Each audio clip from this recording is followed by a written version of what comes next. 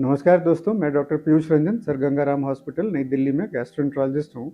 आज इस वीडियो में मैं आपसे ERCP एंडोस्कोपिक रेट्रोग्रेड कोलैंजियोपैंक्रेटोग्राफी से किए जाने वाले गैस्ट्रोइंटेस्टिनल डिजीजेस के बारे में एक ब्रीफ जानकारी दूंगा। देखिए, ERCP एक प्रोसीजर होती है जिसमें एंडोस्कोपी के ज़रिए हम फूड पाइप से जाते हैं, स्टमक से होते हुए ये डोडनम, आंतों का सेकेंड पार्ट है, यहाँ पहुँचते हैं और यहाँ एक स्ट्रक्चर होता है जिसको कहते हैं पैपिला, जहाँ पर ये बाइल डक्ट यानी कि पित्त की नली और पैंक्रियाटिक डक्ट यानी कि पैंक्रियास से आने वाली नली आंतों में खुलती है।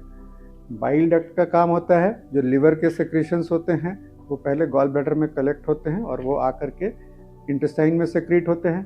पैंक्रियाज का सेक्रेशन, कई तरह के डाइजेस्टिव एंजाइम्स होते हैं इसमें, जो पैंक्रियाटिक डक्ट के जरिए एक कॉमन ओपनिंग के थ्रू यहाँ पर आते हैं। तो ये सामान्य एनाटॉमिकल स्ट्रक्चर और बनावट है। गॉल ब्लैडर के स्टोन के साथ बाइल डक्ट में स्टोन होना, ये एक बहुत कॉमन चीज़ है। जिन लोगों को गॉल ब्लैडर में स्टोन होता है, 15 से 20% लोगों को बाइल डक्ट में भी स्टोन हो सकता है।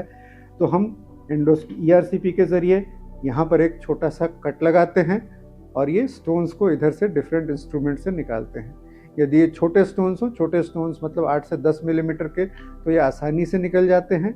यदि बड़े स्टोन्स हो तो फिर अन्य तरीके होते हैं जिसमें एंडोस्कोपी पैपिलरी डायलिटेशन, एक बलून के ज़रिए हम पैपिला को डायलेट करते हैं 15 से 18 मिलीमीटर तक और उसके बाद निकाल सकते हैं। अगर स्टोन बहुत बड़ा हो तो उसको क्रश करके मैकेनिकल लिथोट्रिप्सी से निकालते हैं।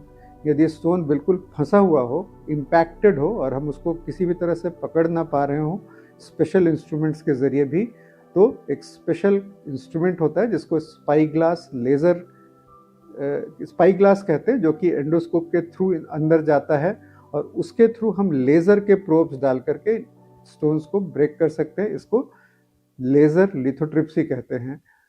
तो ये चीज़ें होती हैं जो बाइल डक्ट में स्टोन को निकालने के लिए प्रक्रियाएं होती है, एक बहुत ही कॉमन प्रक्रिया है और इसके ज़रिए हम नियरली 99% बाइल डक्ट के स्टोन्स को रिमूव कर सकते हैं, निकाल सकते हैं।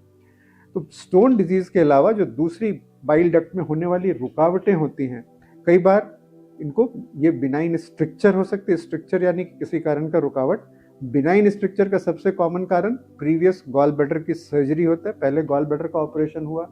सिस्टिक डक्ट एक स्ट्रक्चर होता है जो बाइल डक्ट से गॉल ब्लैडर को कनेक्ट करता है। तो इसके बाद यहाँ पर कुछ लोगों को रुकावट हो जाती है जिससे जॉन्डिस, बुखार, खुजली, ये चीज़ें होती हैं। तो जब भी ये चीज़ होती है, एंडोस्कोपी के ज़रिए हम इसको रास्ते को इसमें स्टेंट डाल करके फिर सीरियल एंडोस्कोपी ERCPs के ज़रिए इसमें स्टेंट का साइज़ बड़ा करके डायलेट करके इसको खोल सकते हैं और इसके भी सक्सेस रेट नियरली 85 to 90% होते हैं।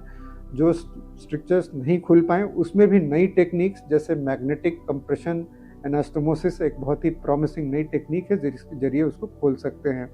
लिवर ट्रांसप्लांट के बाद पेशेंट्स में एनास्टोमोटिक स्ट्रक्चर बन जाते हैं जहाँ से डोनर का बाइल डक्ट और जहाँ से रिसिपिएंट का बाइल डक्ट जहाँ से जोड़ा जाता है वहाँ पर सिकुड़न हो जाती है, उसको हम ERCP के ज़रिए खोल सकते हैं। Post liver transplant biliary structure 10 से 15% लोगों में हो सकता है। इसके अलावा ये बिनाइन स्ट्रक्चर्स यानी कि non malignant, non cancerous structures के 2 कॉमन कारण हैं। उसके अलावा कैंसर से होने वाली रुकावट, अगर पैंक्रियाज में कैंसर हो तो ये बाइल डक्ट में रुकावट दे सकता है। गॉल ब्लैडर से होने वाला कैंसर हो, ये बाइल डक्ट में रुकावट दे सकता है।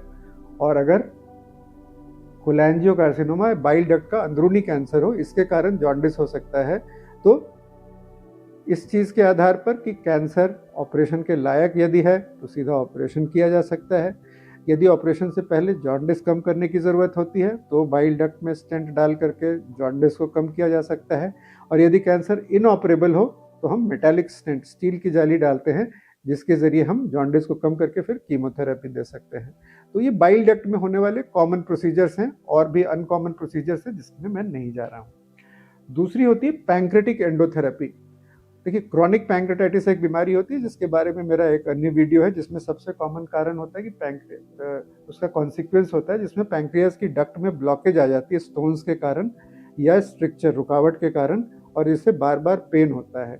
तो यदि सिंपल एनाल्जेसिक्स, डाइटरी मैनिपुलेशन और पैंक्रेटिक एंजाइम रिप्लेसमेंट से ये पेन नहीं ठीक हो रहा हो तो इसके लिए भी पैंक्रेटिक एंडोथेरेपी हम पैंक्रियाज के नली में स्टेंट डाल सकते हैं, पैंक्रियाज के नली के अंदर की पथरियों को लेज़र से तोड़ सकते हैं, या कई बार extra corporeal shock wave lithotripsy ESWL के जरिए इन पथरियों को तोड़ करके निकाला जा सकता है। तो पैंक्रेटिक एंडोथेरेपी भी ERCP के जरिए होती है। अगेन ये रिपीटेड प्रोसीजर्स होते हैं जिसमें एक बार में ये चीज़ें नहीं क्लियर होती, इसको बार बार करने की ज़रूरत पड़ सकती है।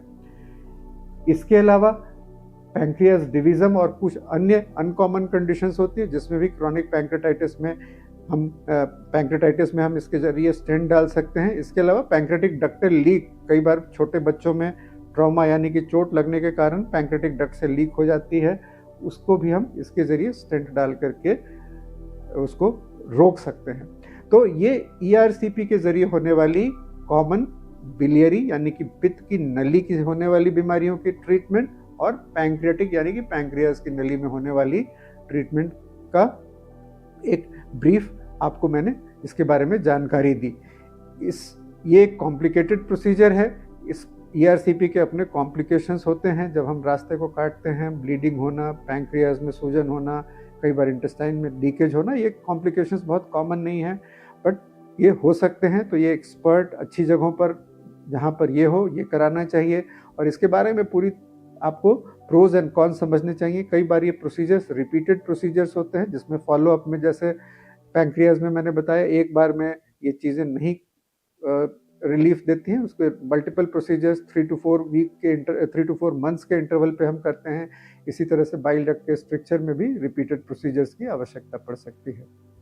इस वीडियो में दी गई जानकारी अगर आपको अच्छी लगे तो अपने फैमिली मेम्बर्स और फ्रेंड्स से शेयर करें। धन्यवाद।